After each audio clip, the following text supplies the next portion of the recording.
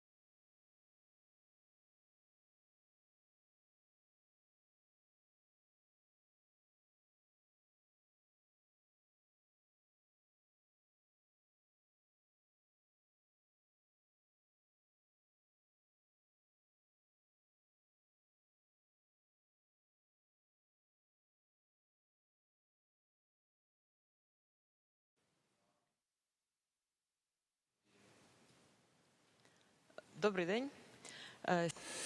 Good afternoon.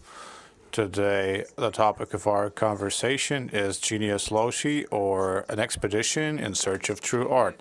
And it's dedicated to the retrospective of the amateur animator AnatoliiSurma, which are available online as part of the docu-synthesis program. And we're going to talk to Roman Bondarchuk, the art director of DocuDays UA, a director of documentary and drama films, and a member of Ukrainian Film Academy. The Ukrainian shares one of his first films is accessible in one of our retrospectives, and a new short of 2021 of Teofipol Meets His Guests is about AnatoliiSurma. I am Evgenia Moller, I am an art critic and a participant of the DND initiative, and I've been asked to moderate this session here because while working with DND and our initiative, our museum initiative, we've been holding expeditions across the towns and villages of Ukraine. And along the expedition, we met with folk artists and folk craftspeople. So this is a topic that's very dear to me.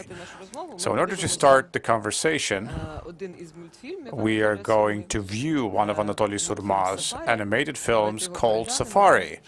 Let's view it and start our conversation there. Друзі, тут відчуття, ніби ми сидимо на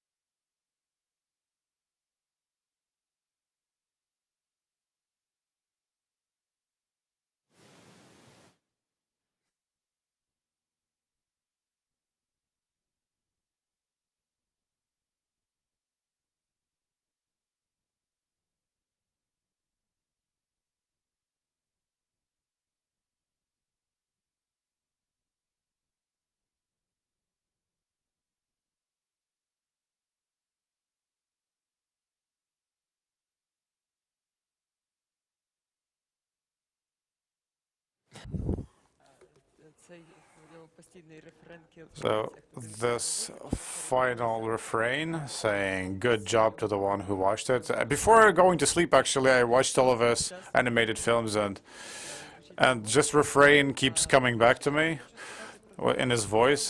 First and foremost, I'd like to ask Roman, how would you characterize Anatoly Surma's creative method? I mean, it's very recognizable and very notable, I would say, and very artistic. How would you characterize the method of this author, and why did you decide to invite him to participate in the film festival? Well, first of all, I was struck by the obscurity of him, because there was no information about him except for his YouTube channel. I tried to contact him through the email that I got off of his YouTube channel, and I tried to write and try to get in touch with him. Apparently, I found out that he takes all of these stories from reality, like with this, let's say, unpolished guy who would park his car in the middle of a playground, or all of these querulous old ladies. They are completely Ukrainian, a part of the Ukrainian reality. So this could be termed documentary, but I couldn't understand to where this person is from and how he works.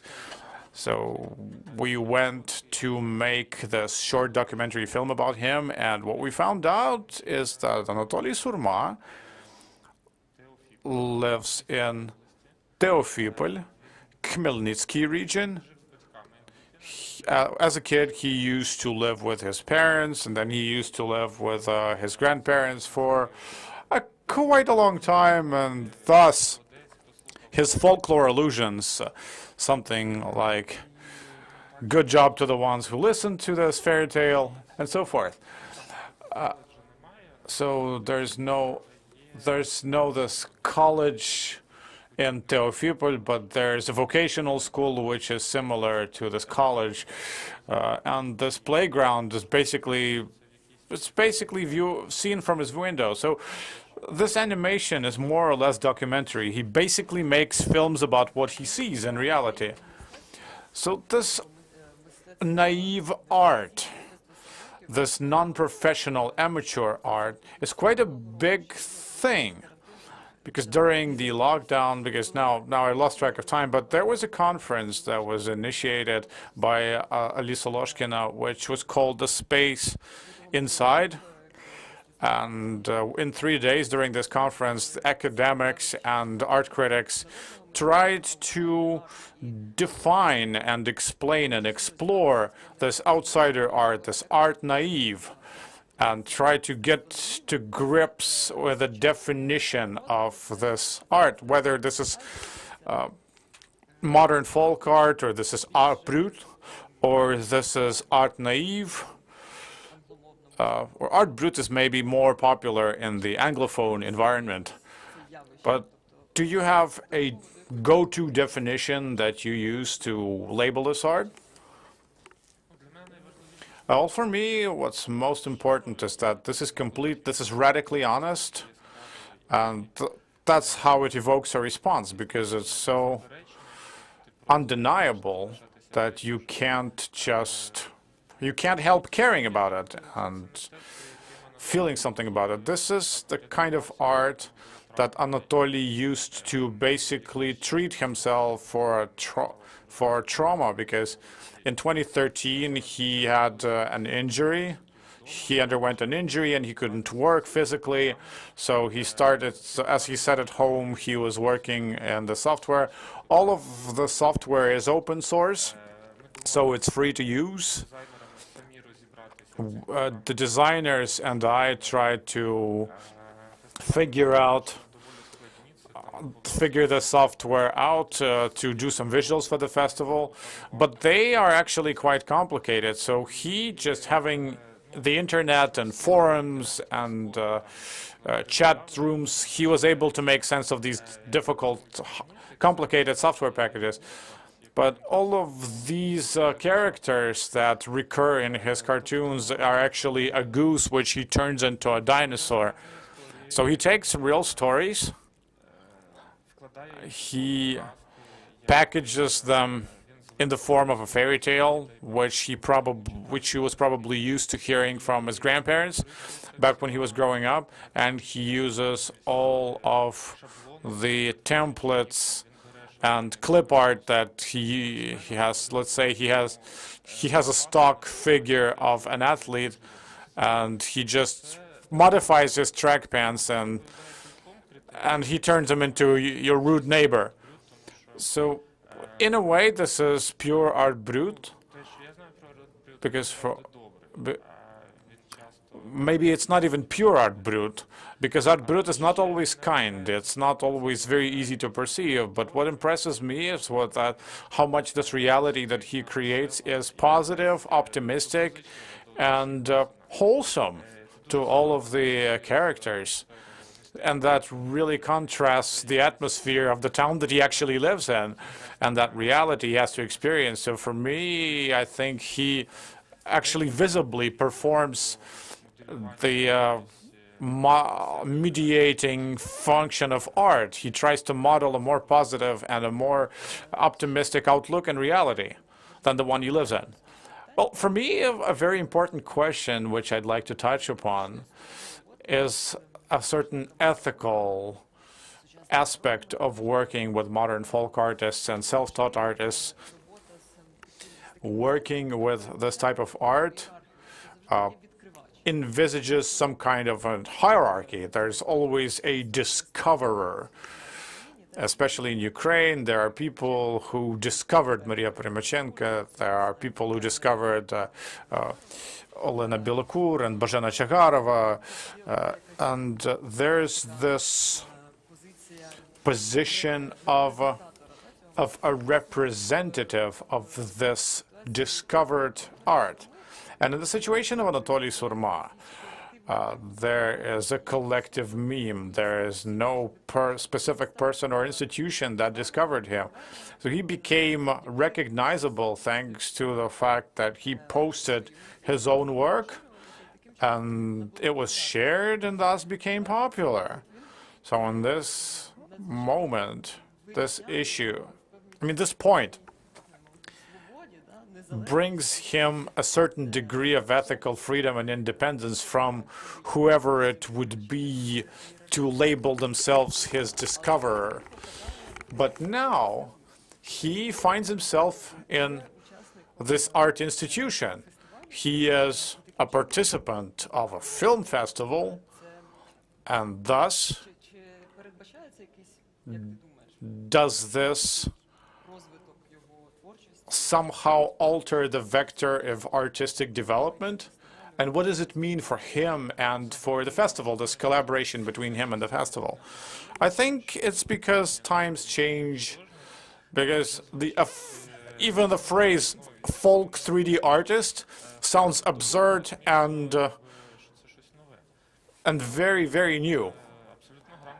And he actually made a very competent looking YouTube page, and he even specified a bank card number where you can donate him and support him. He also disabled comments so that he doesn't spark any additional needless discussions about what he does.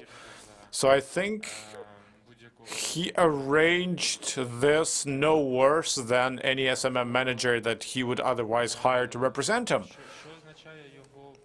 What his presence means at the festival, and that the festival is basically enveloped in his art and his characters.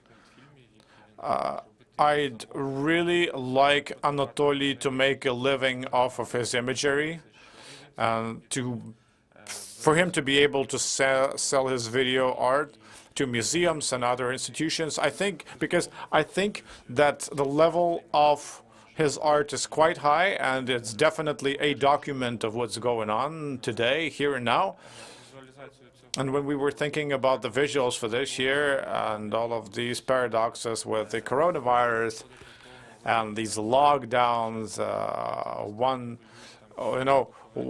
Today, you are prohibited from leaving your home, while members of parliament and politicians are skiing and sitting around in these restaurants and making Instagram stories after that. So for us, AnatoliiSurmanoticeable cartoons, animated films, they were a perfect representation of what was going on. We are cognizant of the fact that the festival is going to end, and it's going to have different visuals the next time around, but nevertheless, it was our intention to make Anatoly more visible and to maybe get him acquainted to a representative or a discoverer who would catapult him into a higher level of renown. We had a question from Alla about what are the prospects for AnatoliiSurmanoticeable's talent and what kind of recognition we think he deserves. I actually read an article by Lisa Karnichuk about Anatoly's art, and it said that he talked to a lady at the at a local culture department, to a very lukewarm reaction. But on his Facebook page, he mentioned that this information is quite old. Do you know how visible or not visible he is to his local cultural field of his own region? Well, I think that only perhaps a few people are aware of what he's doing in his hometown. He took a while, actually, to show his cartoons even to his parents after he had established his YouTube channel. And he reports that his husband was proud of it, and then his mother said that he was using the terminology wrong about counting geese. That was all she had to say, actually, about his performance. I don't really think that the reaction of the culture department has changed to the better, but I have to say that it's a ubiquitous situation in Ukraine. In Oleshki, next to Tsurupinsk, there's the hut of Polina Riko, which was established by activists, and it's falling apart. It's crumbling down. Very few people are actually aware of its existence. Some prints are used actively by designers. It's been used by the Silpo supermarket in Kherson, and I'm actually not sure whether they've reached any sort of legal agreement. Yeah, so the hut is crumbling while Silpo is profiting. Yeah, so I think the city of Oleshki, for example, from a tourist attractiveness point of view, it would have found great use to Polina's visual style, to use it in its presentation, its communications. And the same applies to the city of Tefeopol, which has this huge untapped potential it can use to transform itself into AnatoliiSurma land. And they could use it in order to reinforce their positioning with the visuals. Yeah, so everyone would arrive, and they could try and search for Svetka, Dima to find the prototypes of the characters. Yeah, you could run treasure hunts around the market so that people would have to buy geese, etc. You could have an AnatoliiSurma fest. Yeah, actually, as I was watching the cartoons, I did want to travel to the town and to visit it. I loved his urban landscapes. Yes, the buildings he is depicting, you get this sort of panel buildings, and then these newer developments that seem to have been constructed recently. Yes, the texture is amazing. The metal profiles that seem to be ubiquitous in our towns, silicate bricks, it's beautiful. These little roofs that you get also made of metal. The interiors, have you looked at them? Have you seen them? The wallpaper is absolutely brilliant. Yeah, I actually wanted to talk about the textures and the surfaces. Have you actually discussed the significance that is attributed to all these surfaces by the artist? Well, he's just trying to depict real life with a bit of irony, of course, but the flooring, say the linoleum, is the standard solution for most houses. We haven't discussed the surfaces separately, but as we were in collaboration with Anatolii for our festival video, he produced a video about how you can't go anywhere without wearing a mask. And we sort of struck up this conversation. We had an email conversation. We talked about this potential script, and he replied. But then he started joking so much, and he went putting them straight into the animation. He wouldn't ask for our approval. And when the doctor arrives to the grandfather and grandmother, the grandpa says, oh, is this Leonia Cosmos coming back? Leonia Space, Leonid Chernevetsky. This is a reference to the ex-mayor of Kiev. So Anatolii has about 2,000 friends on Facebook, but very few in real life. And in real life, he doesn't really look like a 3D animator, you know. His digital personality, digital identity is absolutely breathtaking, and he's super popular among people online, while IRL, he might come across as underwhelming, and he is being ignored by his local culture department, for example. So we are receiving questions from our viewers. This one's from Nazar. He says, thank you for discovering this talented person to us. This is a continuation of Ukrainian primitive art at a new level of technological development. So this is a continuation of the same spirit coming all the way from Primachenko. Yeah, I love this comment. This is great. So, yeah, I wanted to ask you, do you think this comment about the art being primitive is well placed? Oh, I don't think this is... You know, you shouldn't be ashamed of doing primitive art. Well, obviously, the characters are not drawn as well as Pixar characters, but this level of quality allows a single person to produce finalized statements in his own unparalleled style. You know, South Park, for example, takes months to make a single episode, and here this person is enjoying unrestricted freedom, and there's no need for him to refine this art, for it to stop being primitive. I think this is a finished form, and it comes across as a finalized statement.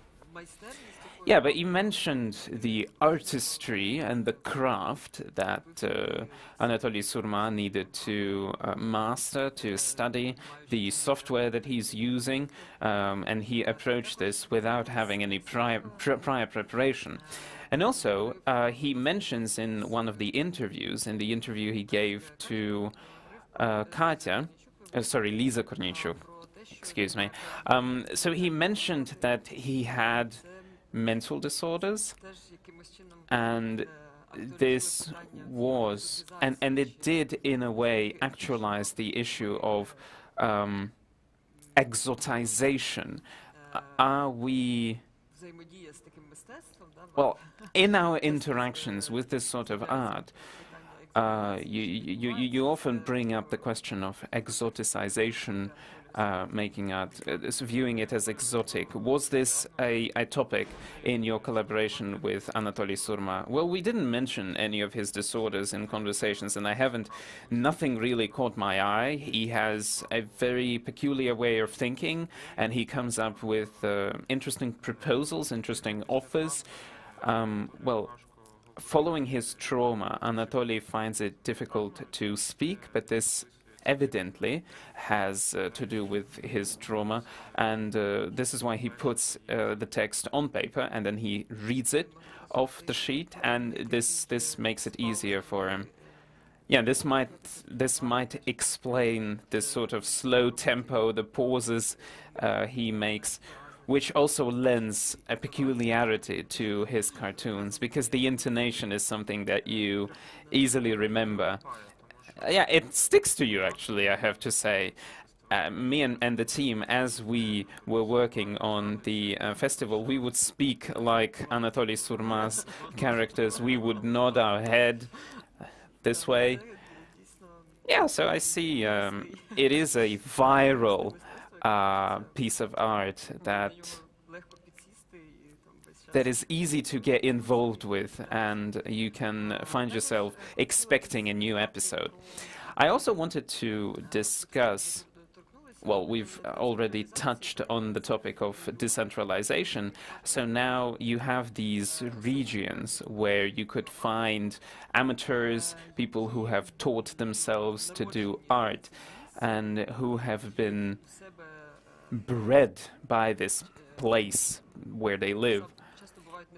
And they might be invisible to the larger artistic discourse.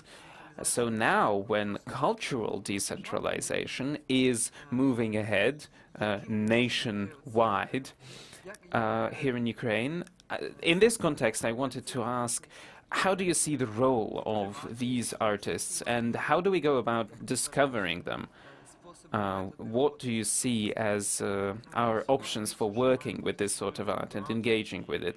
I think what we need is a brave curator, and it's highly unlikely that this person will come from the regions, because the cultural function is often seen as, you know, propaganda of the beauty of the region. That's how it's viewed mostly at the local level, and it's quite rare that you get people who understand that art can be critical, it can inspire fear, but what's most important is that art reflects the spirit of the moment. I don't really believe in decentralization from a cultural point of view. The local hierarchies are quite complicated. They don't have criteria in place as to what they will view as culture and how they're going to support culture. So I think we should make an effort to make these people visible, say in Kiev, so that they can then travel to other places. Perhaps a new era has dawned, and YouTube and the internet are going to support us in this. We will receive some support from social networks. We have translated Anatoli's film into English. We've generated subtitles, and the films are available at docuspace.org, and we hope that the foreign viewer will also be able to enjoy this art and fall in love with this art. I don't doubt folk artists, so to speak, and I have no doubt in the cultural fertility of our regions, but I do doubt the local institutions, I do doubt the local curators. I don't see them as ready to identify these artists and to help them become more visible. Well, I'm reminded of the practices of the 20th century that we had in the USSR, in Yugoslavia,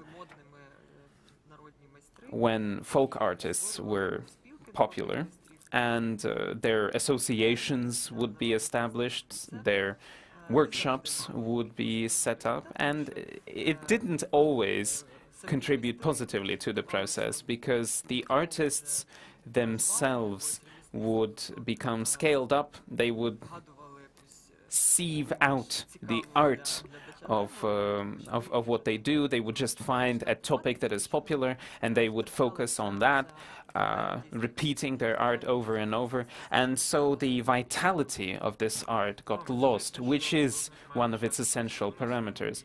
Well, I think the artists should still stay where they used to live and continue living the life that they had. Otherwise, their artistic conditions will change. And they need to have access to this material. They need to have access to their granny characters, to know what's happening to them, to be able to generate new episodes about them. Yeah, so from this point of view, I think it is important to mention the role of the museum as the caretaker of this kind of art and the preserving institution for this kind of art. I wanted to mention how me and the team engaged with the local museums. And usually you will have local artists entering their art entering the exhibitions after they become visible in Kiev, and that's the route for them. And if you don't mind, I would like to ask our technical staff to bring a couple of photos on the screen right now. There are works that we were able to find as we went into on an exhibition, and some of these works have already been destroyed because they were not identified in time. Here we have Zinaida Fomenko, who would cut out these sculptures. You would call it public art, I guess. She decorated her own house and her fence, so as you walk by, you would see these birds, these animals that she cut out. Or here, this next photo represents the Korop Archaeological Museum, and so this museum itself is a an item of folk art. These amateur artists decorated the museum, and the museum is located in an ex-church building, which went through several stages of evolution during the Soviet period. And so they prepared this weird exposition, which is in contrast with the architectural space of the museum. And it was generated by these folk artists, by amateur artists. And this heritage is currently being damaged because the local officials decided to reconstruct the space, and they will get it painted beige, and the walls will be made level, so they're probably going to destroy this decoration. So I wanted to talk about museums. I wanted to draw attention to museums and stress their importance. Does Teofipol have a museum? Well, we didn't have the time to find whether or not there's a museum, but actually I'm from Kherson myself, and there are exceptions, and there are some very active cultural organizations which try to scout out. And this Polina house, which was found by Slava Mushnitsky and Totem, they try to collect money to ensure its heating in the winter, and sustaining and maintaining it in some kind of a manageable state. And they always actually scout out some very non-conventional artists. And Slava, since he is an artist association member, he is entitled to an exhibition once every 2 months in a local gallery. And since he has the quota, he can actually present and discover new artists. There was an amazing exhibition in Kherson. There was an artist who did film posters on a local cinema, and he would lovingly make his renditions of Angelina Jolie and the Terminator, but he didn't have the canvas efficiently, so he had to redraw the pictures. And at a certain point, Slava offered to him to exhibit at a gallery, and he took this as his lifetime project. So he took huge canvas and he drew both local celebrities and Hollywood celebrities all in a huge mix, and the exhibition was a blast, and they even made a catalog. So there are exceptions, but they're far in between, and we'd love to have more of those. There was a comment by Yulia saying that Anatoly is a genius, and I totally agree with that. And this is probably a sign of genius, a criterion of genius, which probably is not used that much anymore in modern art. But as I was reading comments under the AnatoliiSurmanoticeable animated films, one of the very frequent comments is like, "Oh, this guy's a genius." And this probably correlates with him being self-taught. And a genius is someone who emerges in a very unlikely environment. Because if we talk about the professional environment, we don't tend to use this type of concept very often. I mean, yeah, it's a very simplified concept, very flat concept. But needless to say, art moves in some very unexpected ways, and there are some very there are some forms which are very difficult to perceive, and you have to know the context and just to understand what it's even about and what it's even trying to express. With these digital trends, when the blockchain and NFTs were invented, and people started to sell cat gifts for crazy money. But so it's from the viewpoint of AnatoliiSurma, it's very difficult to understand why it sells so well. But his genius is that he is a lone warrior. He has no background. He has no experience, no academic upbringing.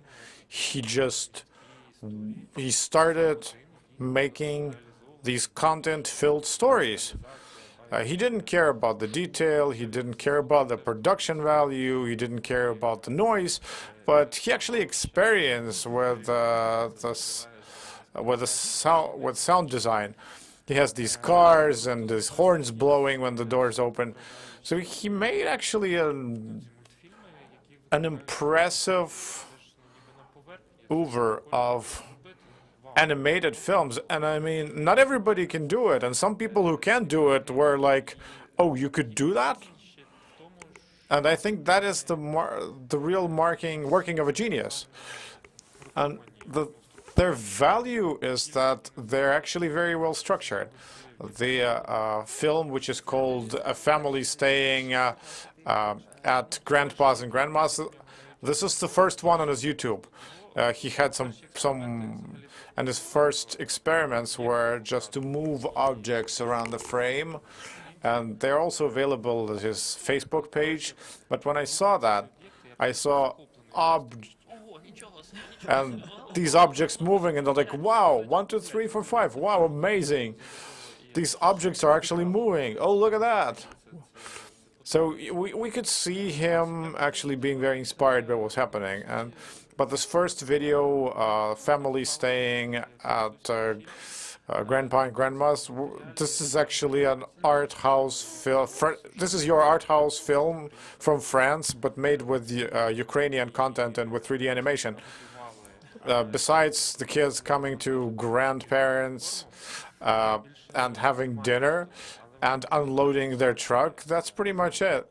But they greet each other, shake hands, they chop the firewood, and all of these dialogues like, come, come, it's going to be cold.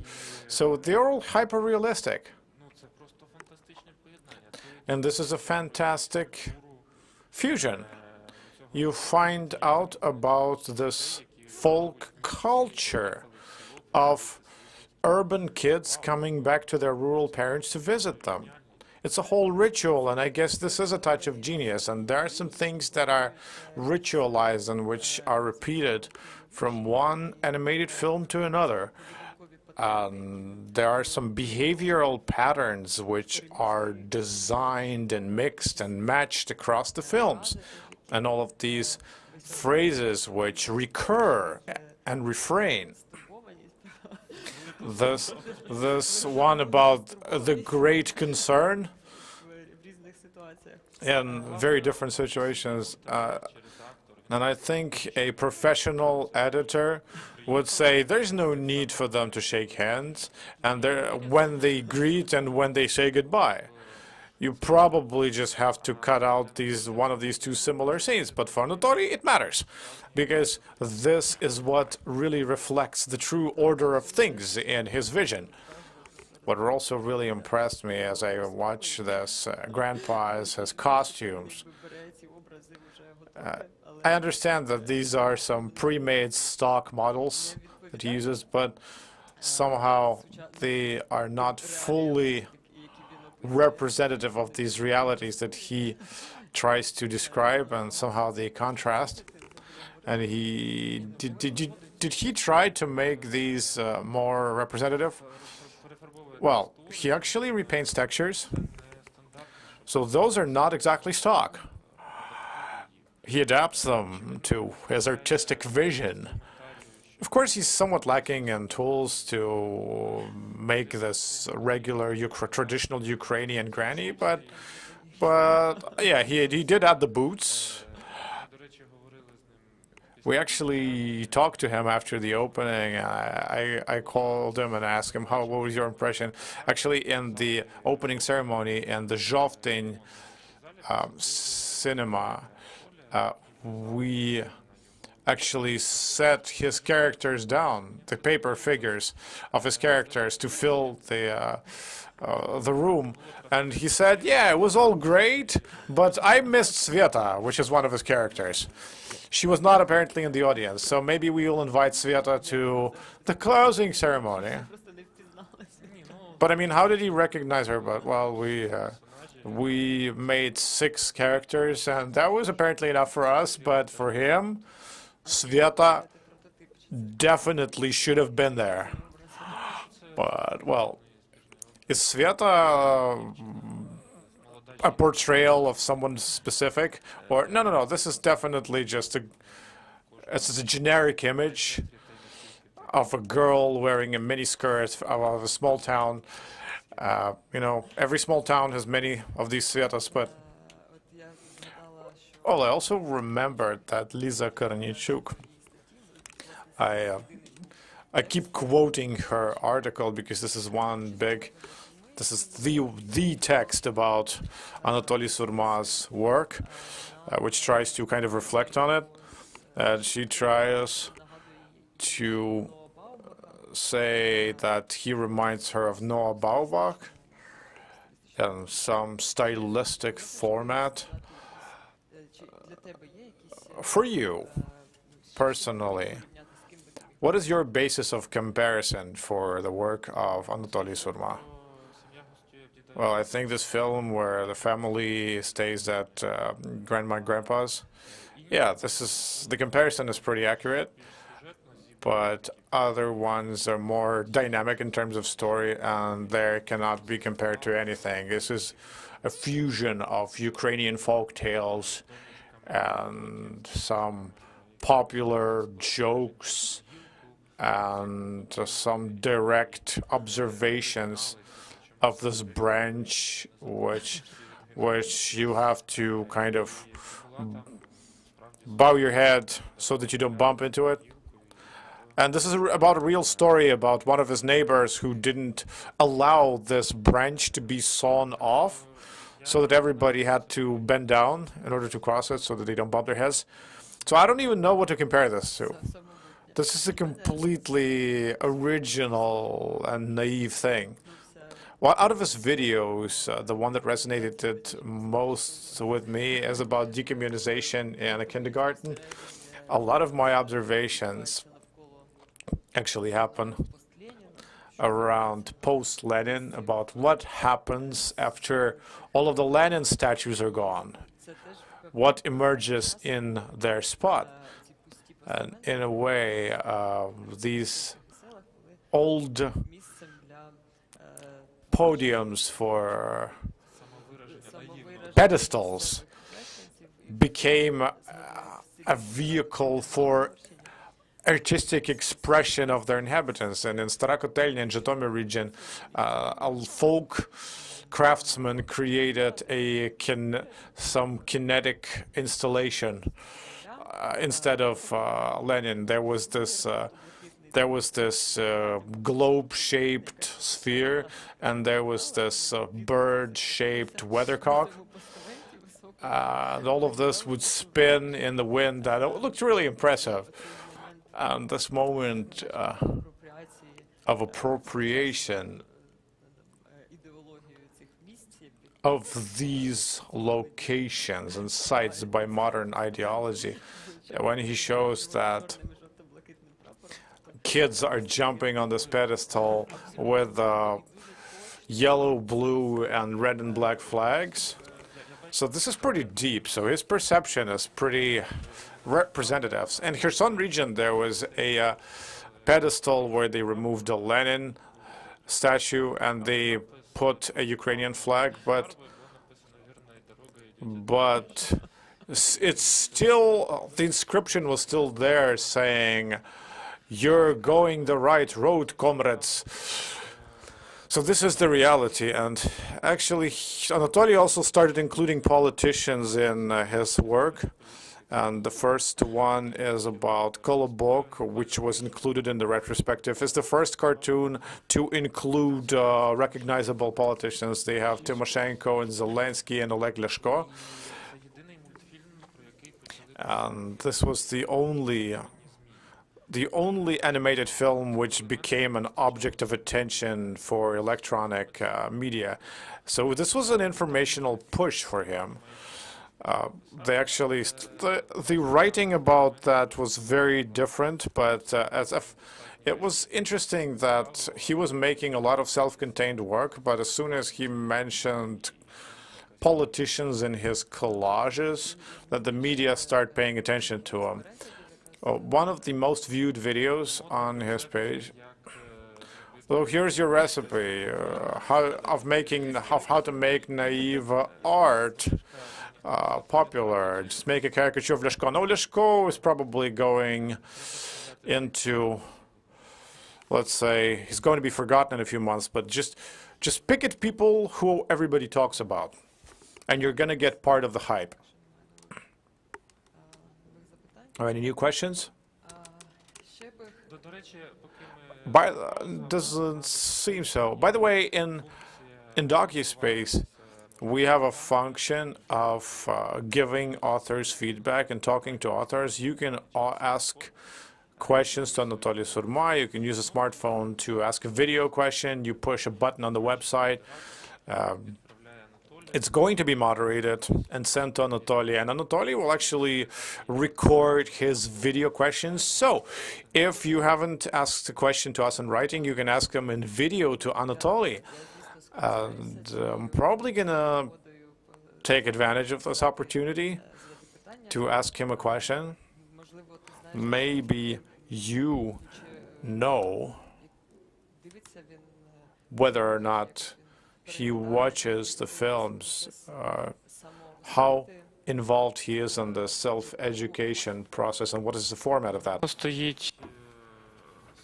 Well, I know that he has a smart TV. He told me he doesn't watch your regular television channels. He mostly spends his time on YouTube, and he watches video blogs and everything. So he is not watching a great deal of television, even though I thought he's got a lot of reaction to TV content in his works. He also reads political experts online. He named them, but I don't really know their names. And he also loves South Park and Simpsons. So and of course Nu Pagadi, the cartoon. That's one he likes as well. He mentioned that the last cartoon he saw was by Arkady Nepeteluk, Krovyanka, Blood Sausage. So he doesn't really take the time to watch Netflix or a series, etc. Well, it was interesting for me to know how he develops, how he teaches himself, how he learns, yeah, and where he finds his ideas from, whether it is through interaction with his local town space. Well, they are now actively working in their gardens, obviously, fertilizing them. Soon he will move on to seeding potatoes, and Anatoly said it's probably a good thing that quarantine is now in place, because he needs to work his garden. Yeah, he mentions that he tries to produce a cartoon at least once a month. Yeah, and he seems to take a couple of days. Well, I think he takes a couple of weeks to get his ideas together, and then the actual production process takes about a week. Or a week and a half. як мені здавалося, з подивом, да, переглядається. And we saw this video where his mother was viewing it with a lot of surprise. I think she doesn't really understand the nature of the cartoons that he makes, because he seemed to be completely unartistic, and now these entire worlds are coming out of nowhere. She doesn't understand where this is coming from. She doesn't use the internet. She doesn't have a smartphone even. So for her, this is a new era in development, and she hasn't really been accustomed to it. Well, I actually mentioned how the Republic Festival wanted to get in touch with Anatoly, how they wanted to have him participate. He seemed to ignore them for quite a long time, but then in 2020 they were able to to demonstrate a few of his videos, and I guess it would be interesting to have his videos represented in his hometown in a Soviet-era cinema that they definitely have that's now closed. Well, the screenings aren't always successful, and they don't always end up well. I have personal experience with both artistic and documentary films, and people find it difficult to draw the line between what's shown on screen and what's happening in life. And they often say, "Oh, you've shown our house of culture," this institution, and they keep thinking, oh no, we need to run a renovation, things need to be improved, etc., etc. And of course this might lead to positive change IRL, but it might be a difficult experience for the author. I'm not sure whether Anatoly would enjoy screenings in his hometown, but I have no doubt that he needs to continue working, and he needs to continue promoting his work on YouTube. We are hoping that the lockdown will end, and will be able to organize a retrospective of his work at a cinema, because I asked him when was the last time he went to a cinema, and he said their cinema had been torn down in the town, and it would be nice to have a meeting for him with his viewers. I think, you know, he's been working sort of in isolation. He's never met his viewers, and they are the ultimate consumers of this work. Yeah, I think we are now in a moment. He is now in an interesting moment. He's been invited to a film festival. So now he's done a face reveal, you know, as you say. When the videos started appearing, no one knew who was the creator behind them. Yes, and we had myths running around. We would try and guess who he is and where he comes from. And it was even speculated that this wasn't his actual photo that he places at the end of the video, that this was a completely different person, or there was an entire team behind these videos. So now that he has been demystified, that he is no longer a secret. Well, I wouldn't say that he's been unraveled entirely. You know, Anatoly has never arrived here, so perhaps the documentary is also a mystification, and you could entirely stage it, so it could all be a fake, you know? Ну, все одно не зрозуміло, як це. And there's still no explanation to how he makes his videos, even after we've shown the process in great detail. We still don't know how he does it. Yeah, it could have been a mockumentary. Someone could have come up with AnatoliiSurmanoticeable as a character. Well, I think this falls into the category of genius that tears everything that's happening away from reality. So he's got so much stuff that's easy to understand, easy to relate to in his films. And the films themselves, they are created in a way that does not resonate with your expectations, with your ideas of how artists live in smaller towns, especially contemporary 3D artists. Well, I actually started thinking about the workshops that they had established in Soviet times. What would they be called? Well, they had different names. They would be called, you know, you had the Association of Folk Artists. There was the Association of Professional Artists who would do social realism. Well, you know, folk artists now would be this huge mining farm where everyone would be sitting in front of a screen, sleeping on mattresses on the floor, etc., and they would just synthesize this art daily and nightly. Yeah, the sensitivity towards folk art.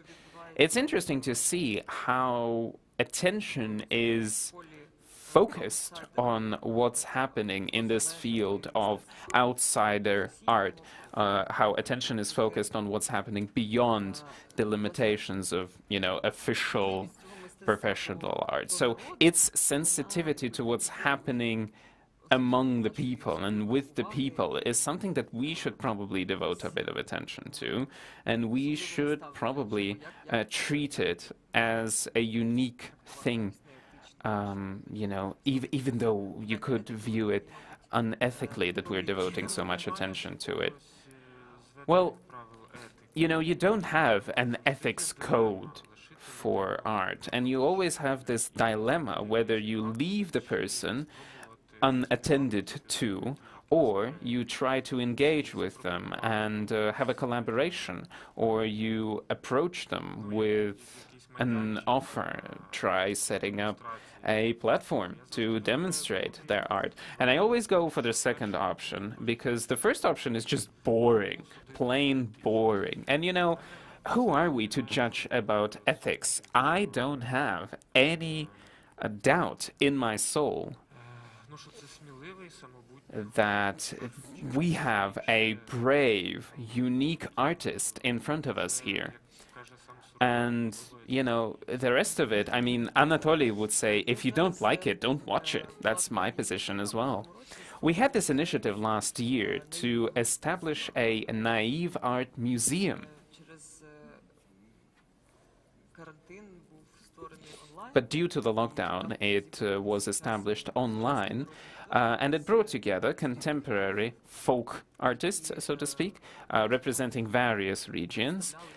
And they were represented by researchers, people who studied their art, who discovered their art, you could say. So please go ahead and visit the gallery online. And I actually remembered Borjana Chagarova, the artist. You might have heard of her. She comes from a village in the Zhytomyr Oblast, and she's an artist. She sews in a very traditional style, folk style. And in our museum, she takes the time to think about contemporary art, about the world of contemporary art as she sees it. And she believes it is concentrated around institutions such as the Pinchuk Art Center, the Mistecki Arsenal Museum. Well, ain't she right about that? Did she get it all right? Did she tick all the boxes? Well, she sort of constructs her own mosaical picture. She uses quotes by people from the artistic sphere, which she finds in publications and newspapers, and so she also adds her own idea of this world and some of the existing visual patterns that are actively used by folk embroidery, and she mixes it up, all of these things, and thus she creates this representation of her own. And it is spot on, I have to say, because she uses direct quotes by people representing these institutions, and it's also very nice, I think, that for each quote she has proofing documents. Even when her father had the works exhibited at a gallery, for each piece of embroidery that she's done, they would also support it with a quote from a newspaper or a magazine. So there you have it, documentary embroidery. That's what she does. Yeah, I have to say, this is a fantastic ability that people have to mythologize whatever they find unclear, whatever they don't understand. I remember how we were shooting this film in the village of Radomice at the border between Russia and Belarus. There's this village called Plusy where you can travel to either of the three countries just by crossing the river. And it's your classic village, you know, they live the same way they used to live 100 years ago. They only got electricity very recently. They used water from the river, so it was, you know, your true village experience. And people would watch TV. The TV reality seemed way too distant, and they couldn't make sense of it. And as they viewed Tymoshenko, Yushchenko, Yanukovych, they went ahead immediately at turning it into a folk tale. So they would say, one night in a house where no one lives, they would have two men and a single woman sitting, and they thought what they could concoct for the people so that supermarkets would be filled with stuff, and so that money would be there, but so that happiness would not. So they saw the activity of the politicians. They viewed it as a mythological act, and they immediately turned the news they saw on TV into tales, which they found a lot easier to process. I recently reviewed the footage that we have from there, and I thought that this nicely represents the moment and the 5 years of sadness we had with Yanukovych and our country endured with Yanukovych. This is nicely represented by this folk tale we shot. We have a question from Anna. A naive art like this is often mentioned as a joke in wider circles. What do you think would be funny here? But that's kind of the point, because humor is not easily explainable. Humor is when you want to laugh. It either works or it doesn't. And it's probably about it being straightforward and about these characters being raw, and the textures are recognizable because everybody has these carpets and these tiles in their kitchen, something that they would want to get rid of, but nevertheless they're still around us. You know, these things are being taken as a joke because he is joking and he is trying to invoke this laughter. But for this Korab museum, it's also funny, but people were actually serious about it. They actually endeavored to make an art exhibition. They were painting those woolly mammoths, but when we come there, we're first amazed and then we laugh because we find it so funny that it's probably a question to AnatoliiSurma, because he probably doesn't tend to invoke laughter. There is some sarcasm,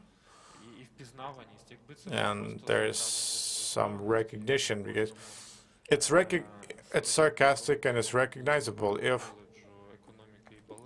If you know, every town didn't have their college of economics and ballet, this wouldn't have been so funny, because all of these vocational schools are now colleges, and they actually teach economics and ballet, things that are completely not applicable, which means you graduate and then you just go right into a machine shop and basically machine things or do some manual labor, because this education is worth nothing, basically. This is also reminiscent of the work of these urbanists, which want to cut the branches and free these child's playgrounds. These things are very worrying to the inhabitants of these large cities, and he can actually perceive that from a small village. But, well, it's a small town, it's not a village, but it's called a township. It's called a township. Well, there are 5-story buildings, 3-story buildings, mostly brick, and it's all grayish. So there are no cast concrete skyscrapers. But maybe Anatoly sees this future and he's starting to construct this future as he sees it today. Well, about this urban space that emerges in his work, and it's very recognizable, and it's probably applicable to any district town, district center town. All of these elements in any town or township, you could find this little place with these playgrounds and these fences, but whatever happens there is very common. Yeah, we tried to look for some very typical scenery which we could film Anatoly in, but the most notable facilities is the market, and the market seems to take up half of the town's space. None of these textures are very, let's say, unrendered. And around the market, there are separate stores. There was an old house, and there was a banner saying construction hardware. It's it's half a house. One has a new shiny banner, and the other half of the house is crumbling. There are 3 churches: the Moscow Patriarchy, Ukrainian Patriarchy, and something like Catholics or Protestants. One is red brick, very pronounced. Another is just made of gold, and the third one we didn't see. So Anatoly has this story with one of his films where he has dreams where the man sees a dream that Jesus was not allowed into a church. And I asked him, where does the story come from? And he said, well, he actually went to the Pachaev monastery, and he was very surprised that the security guards looked Russian, and people would be shamed about their appearance and their clothes by the security guards. So he made this kind of parable and dream about how Jesus wasn't allowed into a church because he was wearing something wrong. Well, then there's this grocery store, this huge Soviet-style Hall of Fame, Board of Fame, where Anatoly was, his name actually appeared before he was injured, and his mom still keeps this picture that appeared on this wall of fame. But that's the entire town. There are nothing more of note there. Maybe there are some places which are culturally significant, but we fail to notice them.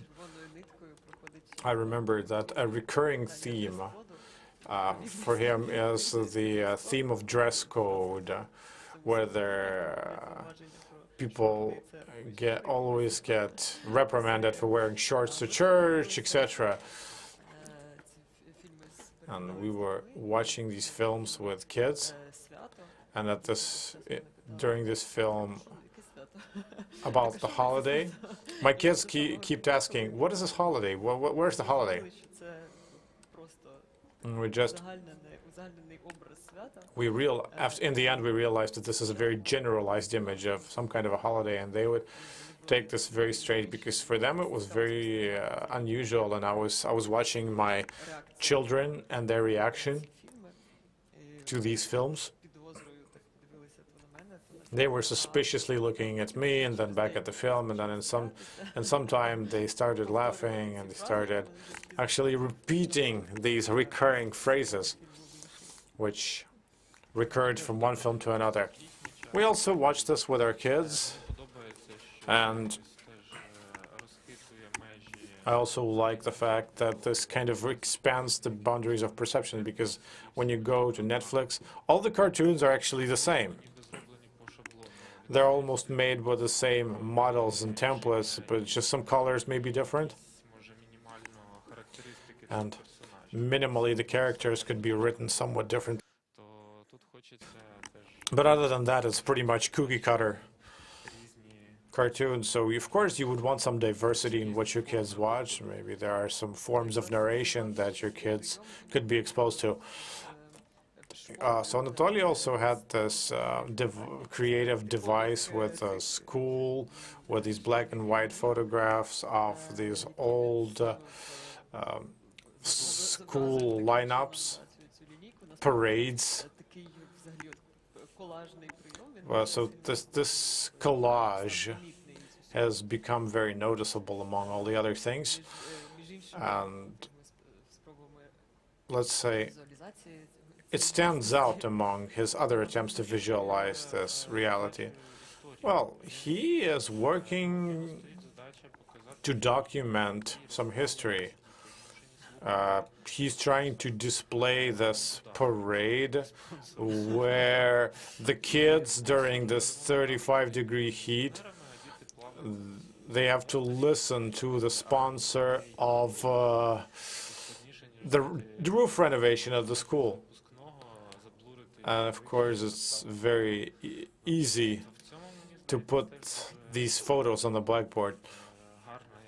But I think this is the key to the understanding of what is important for him. For him, history matters, and this composition that only he understands matters to him, but the details can be just drawn on the blackboard. What's also cool is that he works with labels and descriptions. He always exploits pictures and cards and with these ducklings and little sparrows, etc. And you know, the images of children are definitely always positive next to other characters who are definitely negative. So your rude neighbor